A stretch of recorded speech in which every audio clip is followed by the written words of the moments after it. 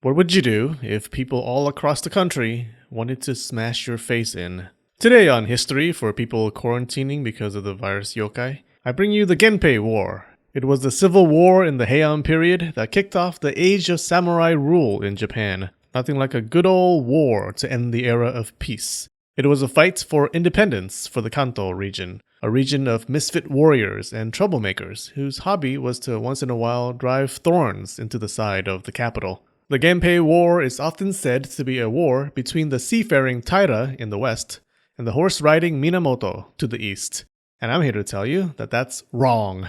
Just kidding. But it is a simplification. There were Taira, Minamoto, and allies of both on all sides, and minor clans that switched sides depending on which way the wind blew. The most well-known document that tells the story of the war is the Heike Monogatari, or Tale of the Heike. It's very popular. People sing songs and play music about it even today. It's a work of historical fiction, plenty of talk about ghosts and supernatural things, so you can't take it at face value. Luckily, there are oodles and noodles of different sources about the war. The war had three main players: Taira no Kiyomori, Minamoto no Yoritomo, and Kuso Yoshinaka. Let's talk about the first guy. When the first arrows of the war started flying, Taira no Kiyomori was the most powerful man in the country. How did it happen?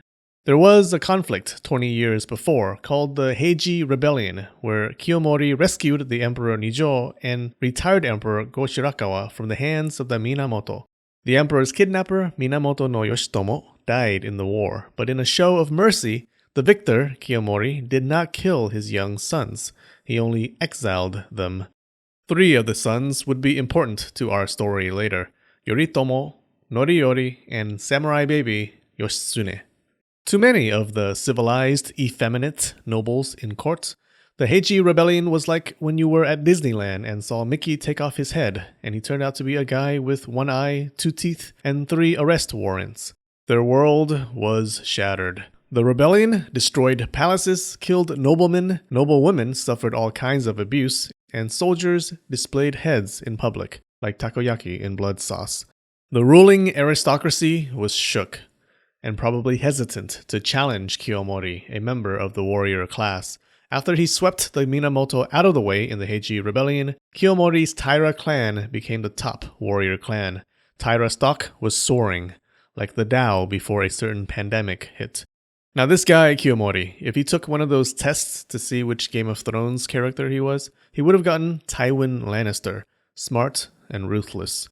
He was part of a warrior house, but unlike the typical meathead warrior in the countryside at the time, he was a master politician. Retired Emperor Go-Shirakawa was the power behind the throne at the time, and because Kiyomori saved his life, Go-Shirakawa became his elevator to the top. Kiyomori rose the ranks to become Daijo Daijin, or Chancellor, or Chief Minister, the highest office in the government. He also married a daughter into the imperial family, to the displeasure of a certain clan. Kiyomori's influence just kept growing. He built a trade empire across the sea with Song China. He put Taira men in the governor's seats of many provinces. He accumulated men all across the country who swore their bows to his name. Kiyomori even overshadowed the retired emperor Go-Shirakawa. When Go-Shirakawa allies plotted to overthrow him, he either executed or exiled the conspirators, placed the retired emperor himself under house arrest, and stripped other Go-Shirakawa allies of their offices. The government was effectively ruled by the Taira, and specifically by Taira no Kiyomori. In 1180, Kiyomori's grandson became emperor, Emperor Antoku, purely due to Antoku's own intelligence and impressive achievements as a 2-year-old. His significant accomplishments thus far included walking and peeing inside the toilets without friendly fire. One prince, whose name is really hard to pronounce, so let's call him Prince Mochi. Prince Mochi was mad that a 2-year-old took the throne that was rightfully his. "I am mad," he said. He was insulted and irritated, and he wasn't alone. Taira domination of the Heian court irritated many in the capital. Kiyomori also pissed off temples and religious leaders because he passed laws suppressing religious protesters. If you didn't know, Buddhist monks back then were fierce and would come down from their mountains and F shit up if there was a law they didn't like. Prince Mochi typed #tired of Taira in Google Trends and saw that the people were ready.